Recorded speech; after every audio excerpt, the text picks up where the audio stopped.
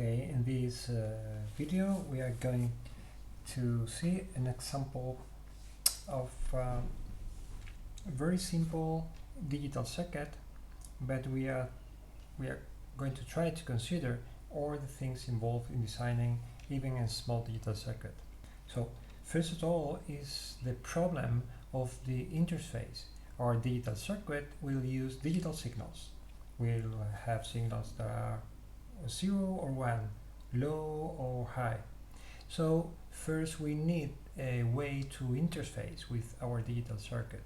We take information from the environment, so we need a way to transform that information into digital signals.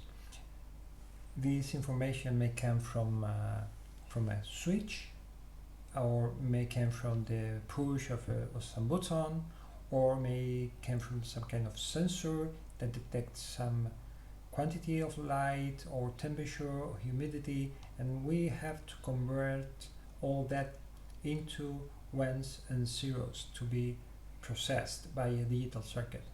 We also have the problem when generating a result. When the circuit operates, it will generate some digital signal, and we need a way to be able to see what's happening, what the circuit gives us. Sometimes a simple LED is enough, a light emitting diode, to make the diode to light when there's a 1 or when there's a 0, or we may use a buzzer that does some sound, and so on. Okay, then we'll see some possibilities. For example, if we have a switch or a push button and we want to generate a signal, we can do simply something like this. We have our power supply. Basically, our power supply this node here is our ground node. Everything we connect to the ground node is a logic 0 value, and this node here is the voltage of the power supply. Okay, we generally call it VCC. Can be 3 volts, 5 volts, whatever our circuits are using, and everything we connect here will be our logic 1. So if I want, for example, to generate a digital signal by switching a switch, I can do a circuit like this. I put my switch here so that when I close the switch, this terminal will be connected to VCC, so it will be a 1, right? This is when the switch is closed, I generate a 1. When the switch is open, I cannot leave it like this, but when it's open, this node will be floating. It means not connected to anything. We also call it the node is in high impedance. It means that there's no resistance, or maybe only a very big resistance. Impedance is similar to resistance. That connects it to the circuit. Okay, there's basically no connection to the circuit. Not connection is not the same that being connected to ground. So what we do is that we put a resistor here. It can be a resistor with a high value, like 1 kilo ohm. Yes, to be sure that when the switch is not closed, then the node will be connected to ground. Okay, so when the switch is open, the voltage here will be the same than the voltage here, because it's connected through this resistor. This voltage will be the same as long as we have no current going here, but it's very common because this terminal, when I use this terminal to go into a digital circuits, the inputs in digital circuits don't drive a significant current. Okay, so we can assume that if I connect it to ground, even with a large resistance, it in the low level. When I close my switch, I will have some current going this path, okay, but anyway this will be connected to this point, so it will be high. So it means when the switch is closed, it will generate a 1. When the switch is open, it will generate a 0. I can do it the other way around and make something like this. Okay, we can use also this symbol to say something is connected to VCC, and I can swap the devices. I can put the resistor on top, and then I can put my switch on the bottom connected to ground. Okay, and from here, on this terminal, now it's the other way around. When the switch is open, or when the switch is closed, I'll draw it here. When the switch is closed, okay, it will be connected to ground, so I have a 0, a logic 0 at the output. When the switch is open, then it will be connected to VCC, to the high voltage, so it will be a 1, right? The same, exactly the same thing I can do if instead of using a switch, I can use a push button. The symbol is something like this, okay, and something like this. So it's not a permanent connection. When I push the button, I close it's a 1, if not it's a 0. This way, when I push the button, the output is a 0 and it puts 1. Okay, so this will be a basic circuit to make the digital interface between switches and push button to generate a digital signal. The same idea can be applied to many different sensors. Imagine, for example, that we want to detect, to generate a digital signal depending in if I detect light, for example. Okay, so instead of a switch here, I could use a photoresistor or a resistor that depends on the light. It's also called an LDR, which is a light dependent resistor. Okay, a light dependent resistor is, the symbol is like a resistor with a symbol here. Okay, and it's quite the same. This structure here is a voltage divider. When light is low, when we have low light, okay, the resistance of the LDR will be high, will be big. Okay, so the connection to ground is better than the connection to the power supply. Okay, so the output node will be likely in the low level and it will be a 0. When I have a high light intensity, the resistance is low, so there's a better connection to the power supply and the output is likely to be 1. But for this circuit to operate correctly, we need to select a good resistance here, a resistance that is higher than this one when this is low, but smaller to this one when it's high.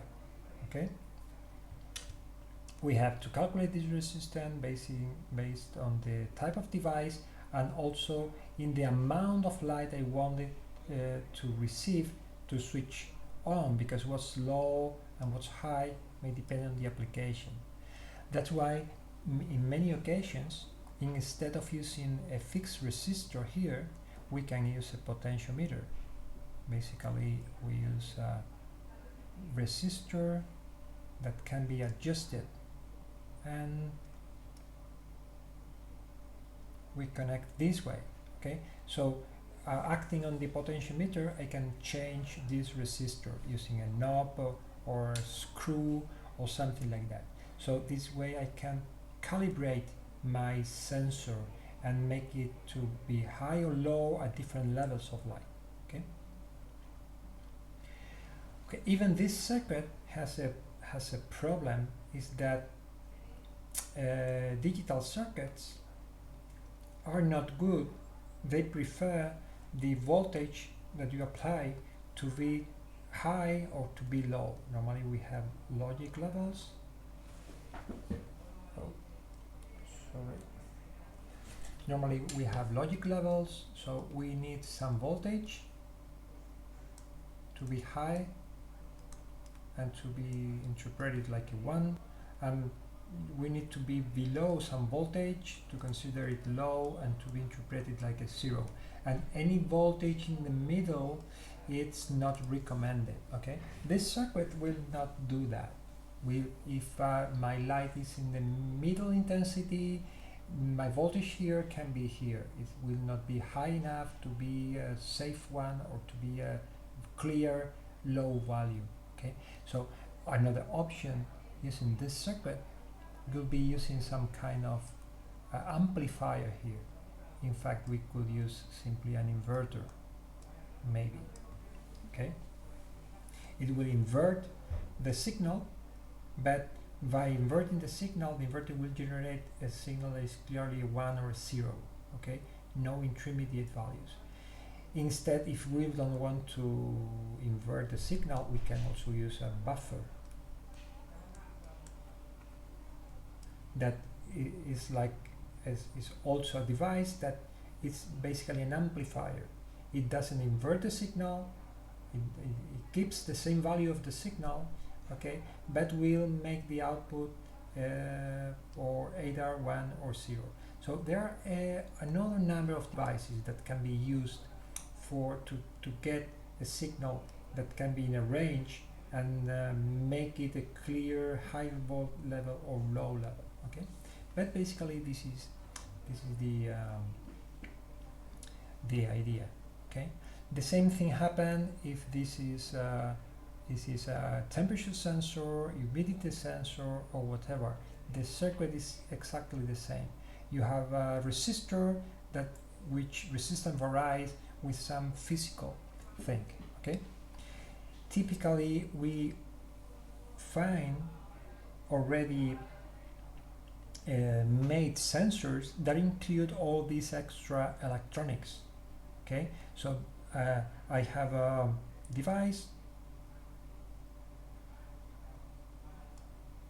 that is integrated in a small printed circuit board, and this device typically have in the simple cases it has 3 terminals. Okay, these terminals two of them are to put power here, VCC, GND. Okay, so I connect the device to the power supply. This will supply all the electronics inside, including the sensor itself and all the accompanying electronics, and it will have a signal output that will be digital, okay, already, and all the problems with the calibration will be done here. Typically these devices include some potentiometer that we can adjust right there. Okay, and we simply have to connect the device to my power supply, connect it to ground, okay, and then I take from here the signal that will be a digital signal correctly produced from my device. Okay, so also for the output part, to detect the output, I will typically have a circuit that generates some signal. We'll erase all these. Okay, some digital circuit generates some signal. I want to see if it's a 1 or a 0. The most easier way to do it is using an LID, but we have to take care because LIDs can conduct a lot of current So we need to put a current limiting resistor in series with the LID. Okay, this resistor can be around 1K or 200 ohms will be enough. So when the output is 1, which is when it's at a high level, I have a current here, and the LED a light emitting diode is like that, will light. If not, it will be off. Okay, this is the easier way to do that. Another way we can also use some kind of acoustic solution, like for example using a buzzer. The symbol of a buzzer is like this. It's simply a device that emits some sound when we connect it to a constant power supply. Okay, it will emit some sound here. Okay, we can use one of them, we can use two of them, and so on. Now, in this configuration, as we did before, our LID or our buzzer with sound, okay, when the output is 1, okay, when the output is 1, I have light or sound. Okay, when the output is 0, I have no light and no sound. Okay, but I can do the other way around. I can take my digital circuit output, okay, and do my circuit in a different way. I can connect my resistor here, my LID goes here, and now it's connected to the power supply. Okay, it makes that only when the output is 0, it's a low voltage, then I have current going here, because if it's a high voltage like VCC, then the voltage here and here is the same and we'll have no current. Okay, the same thing I can do with my buzzer and connect my buzzer like that to VCC. So I can make the connection one way or the other, depending if I want to have an indicator of when the output is high or when the output is low. So in this case, L1 mean no light or sound, and 0 mean I have light or sound okay. So a simple application is in this example. Okay, I can build a circuit, an alarm system that will activate the signal when we have two conditions. First, that the alarm is connected, and second, that the sensor has detected something. It may be a contact sensor, detects when the door is open, or it may be a presence sensor that detects when someone is in the room or whatever. But I want to have the option to turn off the alarm. In case I arrive home, I turn off the alarm. When I leave the home, I turn it on. Okay. So I need a digital circuit to, first I need to generate the digital signals. In both cases we can use what I've seen already. I have a switch for the on off that will generate a 1 when it's on, and I have a sensor. We represent it with a switch here, but it's a sensor that will connect when the detects whatever it's intended to detect. And I need a circuit to process that information. Okay, our circuit can be simply a NAND gate, because in this case this is an AND condition. When both the sensor and the is connected and the alarm is connected, I want the circuit to do something. So in this case, when both conditions are met, the output will be 0, and it's in this case that I want to make some kind of indication. Okay, I want to make a sound or light some visual signal. Okay, we will use an LED here, so as we have seen before, the connection will be something like that. I want to signal when the output is 0, so I will connect it to the voltage here. we can simulate the circuit actually. And this is our alarm system. If you see, if the alarm is disconnected, no matter if the sensor detects something, okay, because only one active input in the NAND gate will not change the output. The output will be high, so we don't have a current here. But if I connect my alarm, I have a 1 here, so whenever the sensor is activated, the output will switch, and the signal will indicate that something has happened there, right? So you also have a video showing a demonstration of mounting this circuit, a similar circuit with different sensors, and in the real thing.